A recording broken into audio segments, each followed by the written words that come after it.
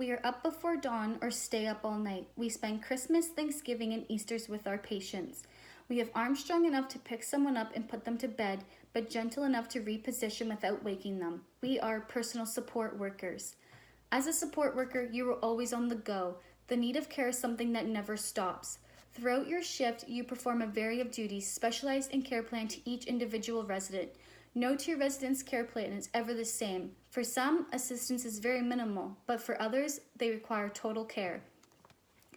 It doesn't matter what shift you're on, your day begins with toileting. You make your rounds helping each resident that can go on the toilet get on and checking the briefs of the residents that cannot. Toileting is done first thing in the morning, after breakfast, before lunch, after lunch, before dinner, after dinner, throughout the night, and whenever the resident is in need. The second task of the day is bathing. Each resident has set bath days twice a week. Baths are either done during the day or afternoon shift. Once again, the time of each resident's bath is care planned to what time of the day works best for them. After each resident has been cared for, the support workers then walk with or push them in their wheelchairs down to the dining room for breakfast, lunch, and dinner. The dining room tables are seat planned based on the residents' feeding needs. Residents that require feeding assistance sit at the same table so support workers can sit between them and assist them with feeding. This allows support workers to assist 2 residents at once, therefore no one is waiting to be fed. As a support worker, the work never stops, not at night or even for holidays. Long-term care homes are operating 24/7 so residents can receive the assistance they need no matter what time of day it is. The 24-hour homes are broken up into 3 shifts: days, afternoons, and nights. In many cases, you are required to work all 3 shifts, including weekends. The first shift of the day is the day shift. The staff of the day shift start at 6 a.m. They come in and receive report from the night shift staff on anything important that has happened throughout the night. After a report is done, the support workers begin waking up the residents and helping them get ready for their day. Day shift is also responsible for the residents getting to breakfast, lunch, and giving them 1 snack. The second shift of the day is the afternoon shift. The afternoon shift starts at 2 p.m. When they arrive, they receive report from the day shift staff.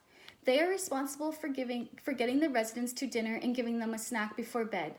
After dinner, the support workers then make their rounds and help each resident get ready and into bed.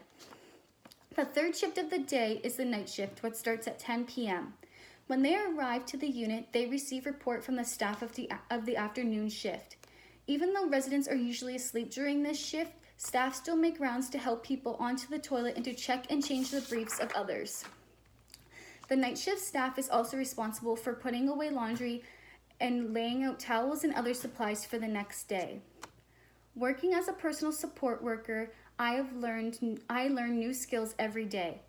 I've learned skills that will help me with individual residents, tasks, co-workers, and charting. There are so many important skills I use throughout each shift, including good communication, multitasking, and patience. Firstly, working with 4 co-workers and 32 residents, communication is always key.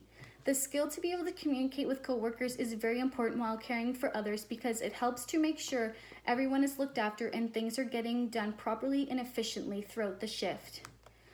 Learning to communicate with others that have disabilities is also very important. You need to know what communication style works best for each resident. For example, some residents may need you to break up your sentences so they are easier to understand.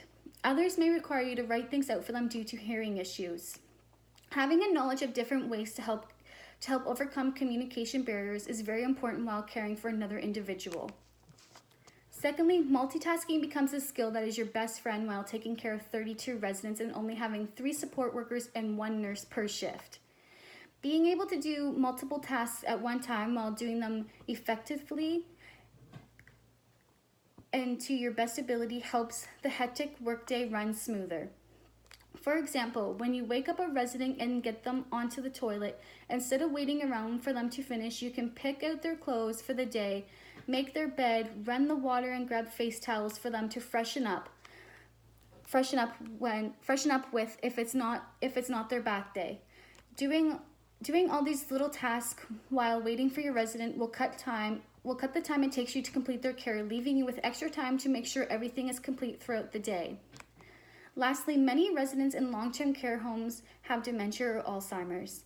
Both of these cause a decline in memory, which causes the resident to not remember and ask the same things again and again. Working with the same residents and hearing the same things every day can get tiring and stressful, which is why patience is a huge skill to master. Taking the time to learn how you handle the stress and figuring out when you need to take a break and step back and remind yourself what they are going through is very important. Being able to show the residents patience will allow them to feel safe and respected while in your care. Working in the healthcare field as a support worker has provided me with knowledge and skills that I will continue to use throughout my future career.